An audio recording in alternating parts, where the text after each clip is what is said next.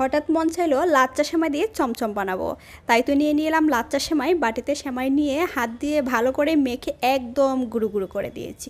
দিয়ে দিলাম কিছু চিনি আর একটা ডিম। ডিম আর চিনি দিয়ে সেমাইটাকে আবারও ভালো করে মাখতে মাখতে একদম একটা ডু বানিয়ে নিলাম। এখানে কোনো পানি ব্যবহার করতে হবে না, এমনি একটা ডু হয়ে গেছে। এবার ডুটাকে একটু মথে নিলাম, একটু সফট হয়ে গেছে। এবার সামান্য একটু করে নিয়ে দু হাত দিয়ে গড়িয়ে গড়িয়ে চমচমের শেপ দিয়ে দিব। তো সবগুলো চমচমার বানানো হয়ে গেছে। এবার ভাজার জন্য চুলায় একটা পাতিলে তেল গরম করে নিলাম।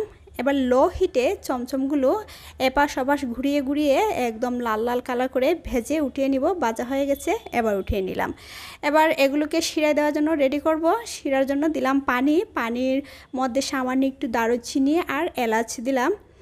এবার দিয়ে দিলাম পরিমাণ মতো চিনি। পানিটা বলক উঠলে দিয়ে দিল চমচমগুলো। চমচমগুলো দিয়ে পানিটা শুকালেই তৈরি হয়ে যাবে আমার লাচ্চা চমচম।